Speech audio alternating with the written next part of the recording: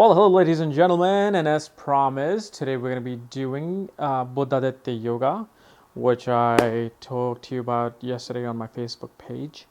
So we're going to be talking about, the misconceptions and the true meaning of Buddha Yoga.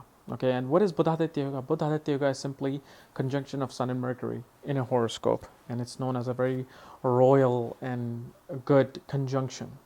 Buddha simply means Mercury, which is intelligence. Buddha as in Buddhi, intelligence. And Sun, Aditya is another word for sun, like Ravi, Aditya, Ra in the Egyptian language. So Buddha Aditya Yoga is simply their conjunction in a horoscope. But the thing is, a lot of people message me and email me about, hey, I have Buddha Aditya Yoga. I did not get the promotion I wanted. I have Buddha Yoga. I'm 34 years old and I still don't have a job or I don't have money. What is going on? Well, this is where I step in. First of all, you got to know the meaning of Buddha Yoga. And the mistake that we make is that we read from the classical text and what they exactly mean. A classical text might say Buddha Yoga simply means somebody who will go up higher up in the government, will work for the king, could be equivalent to a king. Okay. But they fail to see other things that are written in there. Exactly what level this yoga is at. Because every yoga in your horoscope is at a certain level. There's lower level of wealth yoga, dhan yoga, high level of dhan yoga. So there's same thing. Lower level of Buddha yoga, high level of Buddha yoga.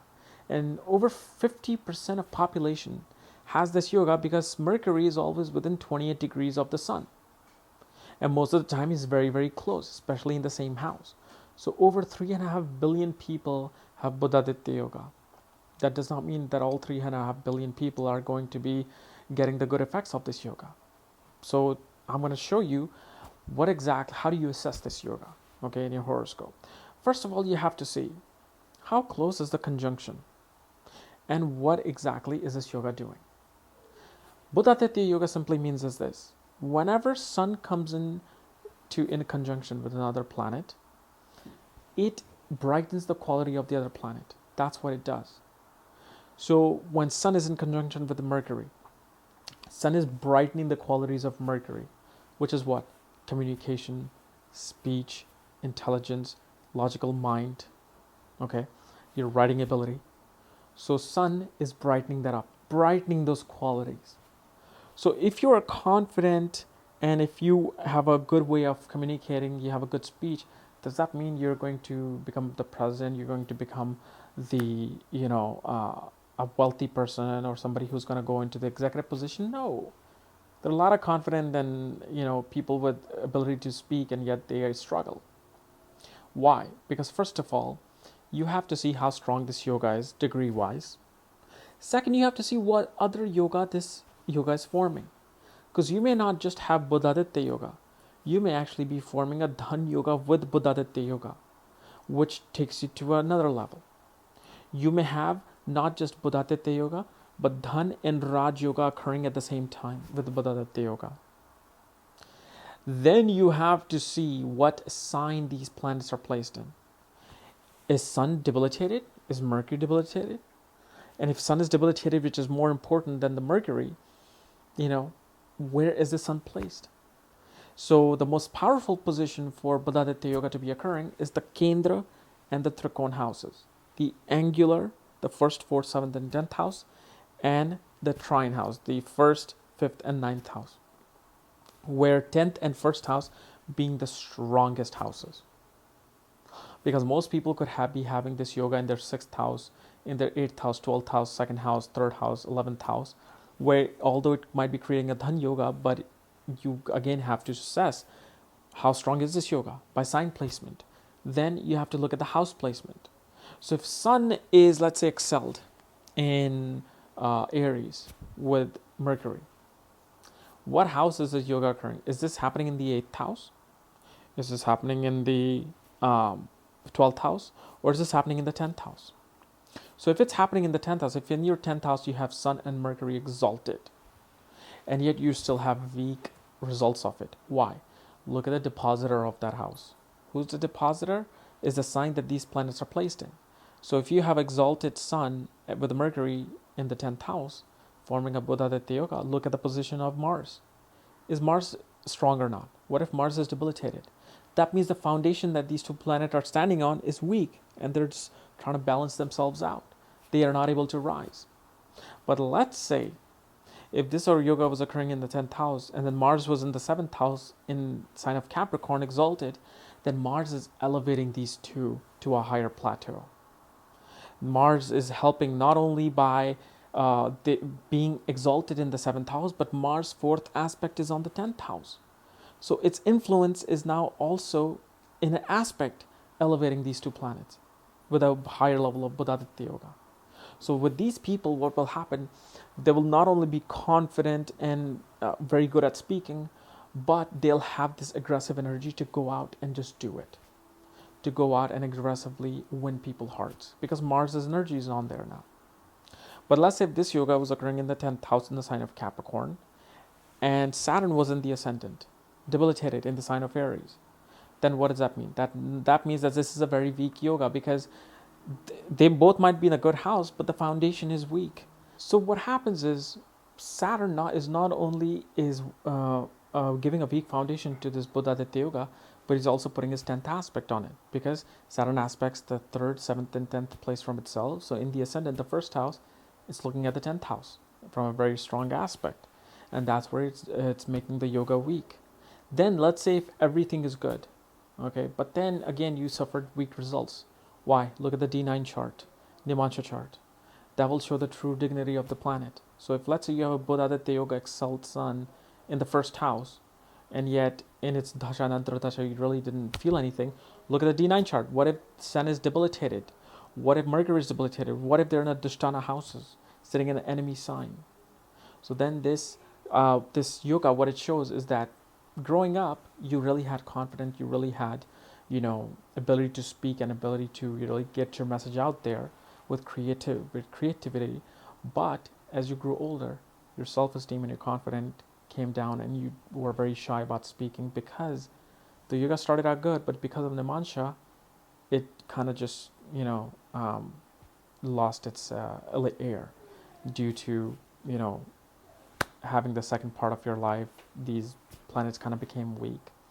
And then the D10 chart, you look at it, D10, which is your status of career. So if you really want to see, and everybody wants to see use this yoga for career purposes, look where they're placed. If they're in the Kendra houses, that will add to your Budha Aditya yoga and their strength. If they're in a good sign in D10 chart, so you have to use these divisional charts along with all these scenarios that I just gave you, because sometimes one yoga is forming other yogas as well, and then you have to see in the main chart, is Sun and Mercury are controlling any Dushtana houses. What if Sun is controlling the 8th house? What if Mercury is controlling the 6th or 12th house? Somebody asked me, what will Budha Aditya yoga do in the 12th house in the sign of Virgo, okay, where Mercury is excelled? Well, this shows that Sun is amplifying Mercury's quality in Virgo, which is the analytical skill, calculative skills, skills to properly assess and put an order into things. And in the 12th house of foreign lands shows that this yoga will really amplify itself in foreign lands. You can be a CPA in a foreign land. You can be a mathematician in foreign lands. You can be a teacher in foreign lands. You can be a foreign diplomat, because Mercury's energy is being amplified and plus it's excelled. So it shows profits from foreign lands. This is how you look at the conjunction and yogas. You can look at a Gachkesri yoga, the angular placement of Jupiter and Moon.